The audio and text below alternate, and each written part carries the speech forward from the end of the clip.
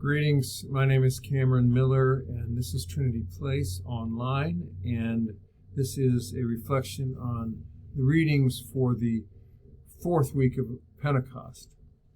For those who are part of the greater Trinity Geneva community, 3 years ago today, on this particular Sunday, we had our last Sunday worship in that big stone neo-Gothic sanctuary on South Main Street. It was a shocker for me to realize that it was 3 years ago. Here's another shocker, at least for me. Many of us in this community, the in-person community here, do not have deep roots in that old sanctuary. By my quick calculation, 44% of our community is new in the past 5 years. Or the other way to say that is 56% have been around longer. Yet only half of that 56% actually worshiped in that old building for most of their adult life. Put it out of the way, only 22% of the current Trinity community has deep longevity in that building, its history, and its people, rather than this former wine bar where we now worship and practice ministry. The rest of us have more history in the community that has been in years of transition, 5 years of transition, and rooted again here on Castle Street. Well, that's how things change. Storms come along and let in the wind and let in the rain, rock the boat until it takes in water. And it turns out that the Jesus we know is more likely to cause a storm than to miraculously calm it. But there's something Jesus knew and tried to tell us that is embedded in that story of Job. It relates to us whether we have deep roots in an abandoned old building or have been kept away from our home because of a pandemic or are rocked by any of a gazillion things that come along in life and rock the boat or tip it over even. If it feels familiar, this subject that I'm broaching, it should. Whenever I have the chance to preach Job, this is what pops up, and truthfully, it's a core wisdom that I preach all the time. Hopefully, you need as much reminding about it as I do, and aren't sick of hearing it. With that said, that excerpt from the book of Job, appointed for the fourth Sunday of Pentecost, is one of the best, if not the best, speech written for the lips of God in all the thousands of pages of the Bible. It's a coup de grace of divine utterances. You see, Job, in this story, up to this point, Job has been pontificating. He earnestly explains, and at length, why God has done or allowed so many bad things to happen to him. Before God's pronouncement that we read today, Job has been explaining with eloquence and with a degree of plausibility why. Why, when he's such a good guy, all the darkness and suffering of life has found its way to him. Nobody argues with the premise that Job is a good guy. He's sweet, trusting, kind, loving, loyal. He's all the qualities of a good friend and all the characteristics that a just and loving God would want in a human being. And yet, he suffers. He suffers. Now that's the backstory. That's the backstory of the book of Job. It's the backstory of your story. It's the backstory of mine. It is the backstory of that empty building up there on the hill. As good and as kind and as sweet as Job is, he does not have a clue as to the depth of his own ignorance or his unintended arrogance. His ignorance and his arrogance are so deep they could fill a black hole. And remember, Job is you and me. What Job wants most of all is to have God declare him innocent. Job wants God to explain to his family and to his friends how all this tragedy came to be and how they are God's providence, not the result of his failures. And that's what we want too, isn't it? We look for a reason, or we look for someone to blame. But here's a tip. It's a reminder to me. As soon as we feel the urge to blame somebody else or to explain the inexplicable, we can be darn sure that we have blinders on. This is not what the story of Job is primarily about, but it's an extra little diamond in the rough for us to take home. So to get back to the main point, though, God has listened for 30-some chapters now to both well-reasoned and superstitious explanations from Job's family and Job's friends and Job himself. Finally, after demonstrating amazing patience, godlike patience, in fact, God speaks. It says that God speaks out of a whirlwind. God speaks out of a whirlwind. Who darkens counsel? By words without knowing. Who darkens counsel? With words without knowing. Words without knowledge. Words without knowledge. So next time you hear yourself, and that's the key, that we need to be able to listen to ourselves rather than just yammering. But the next time that you hear yourself pontificating about something as if it's from God's mouth to your lips, stop and think. Words without knowledge. Words without knowledge. Allow it to be a mantra and see if it dials back some of your certainty. Obviously, it's not a perfect exercise because I'm here pontificating, aren't I? Anyway, after smacking Job with the opening line, God goes on to say, pull up your pants, boy. It's my turn to question you, and your turn to answer me. Now, as I like to point out, in the 21st century, we don't like our God talking to us like that. We might say today it's triggering for us. It seems a little too much like bullying. And we don't like our God with a hard edge.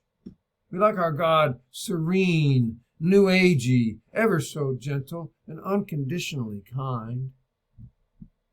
But I'm so very glad that the Bible was not written in the 21st century.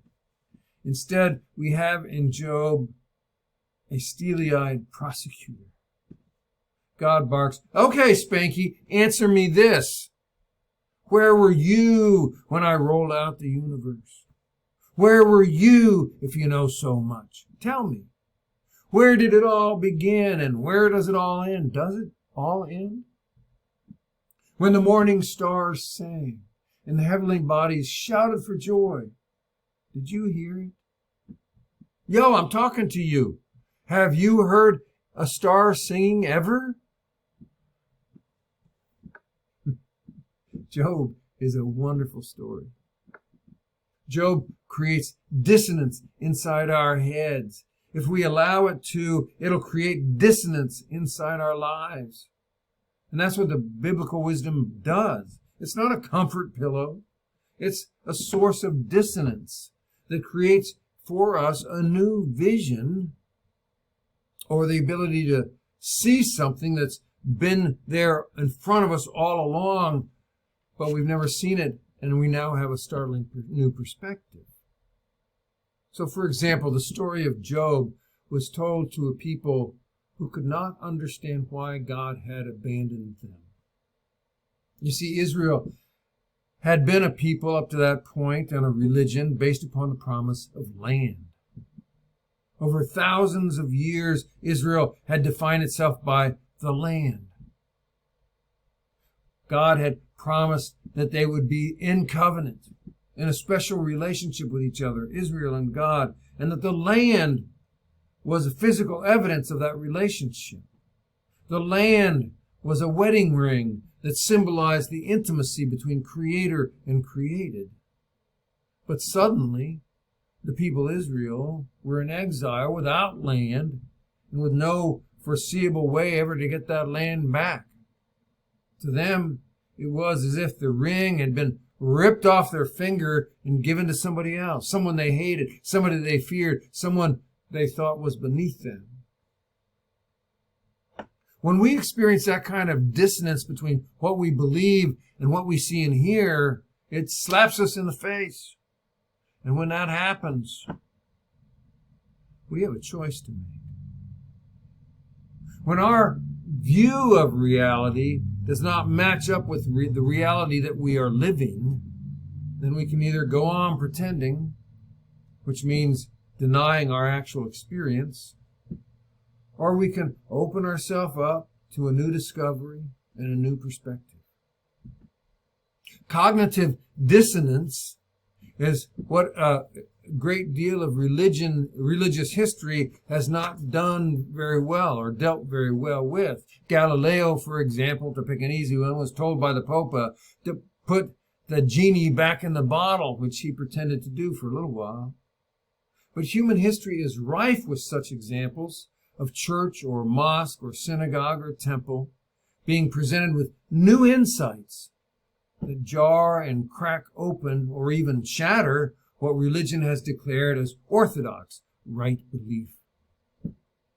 And when the cognitive dissonance arrives and our worldview and our values and our ideas and assumptions are challenged by new information, new experience, new insight, or new understanding, we can openly consider the possibilities, or we can snap shut and insight and insist that things are the way that we say they are. Obviously, religion is not the only human endeavor to resist openness. It's pretty evident that our politics and our economics and our science and a whole bunch of conspiracy theories claiming to be one of those are pretty rigid. We have a propensity toward dogmatism, while becoming open seems to be a stretch for us. When the old answers do not have the intended effect, but they keep getting declared louder and louder and with more volume anyway, and still more resources are thrown at the problem in hopes of making the old answers work even though it has little impact, then we know we are at that place of cognitive dissonance. In those moments, we can fiercely defend and blame, or we can listen and open. Defend and blame, or open and listen. To all Job's questions, and in response to his very sincere and very eager desire to have the answers, God offers Job nothing. All God does is to show Job how small he is. God gave Job no answers. He said simply, I'm God and you are not. Job, to his credit, did not turn around and create dogmatic answers in order to fill his ignorance. Instead, Job said, it turns out I'm really small. He did not stop believing or seeking or knowing God simply because he received no answers. Instead, Job learned to hold the place in silence, of silence. This is, of course, the place I keep coming back to in sermons, and always in sermons about Job. He learned to hold that place of silence, to hold it, that place in which wisdom is not composed of beliefs and words without knowledge, for they are not spoken there. You see, we live in a cloud of unknowing that swaddles the thick darkness. And if we can hold that place of accepting our ignorance, it will lead us to an encounter with the mystical presence of God, a presence that is always and everywhere in our midst. When we encounter tragedy, when we smack up against a universe that seems to prefer injustice to balance, when we sit in the shadow of death, grieving for those we just want to hold again, when we do everything we are supposed to do and still things do not work out right, we would do well not to reach for old answers that have yellowed and cracked and been made brittle by the dissonance with our experience. Instead, it is the better part of wisdom to hold the silence. To hold the silence and to listen. To hold the silence and to open our hearts and to open our minds. Hold the silence and listen and open up to the mystery of God that is present here and now, even here, even now, even in a tent stationed outside an empty sanctuary, even online where we don't get to actually touch. Present even here, even now, in bread and wine, individually wrapped and hermetically sealed. Present even here, even now, when we do not yet know the fullness of the future, but we know for darn sure that it does not look or feel like our past. Present here and now, when most of those who were here are gone and most of those who are here weren't here back then. Present here and now, when the size and the texture and the character and the rituals of church are changing, but we don't know how, and we do not even know exactly how they should. God is present here, present now, present for any situation in our lives that rocks the boat or even tips it over, and tests our ability to remain open, to see and to hear and to learn how God is in fact present.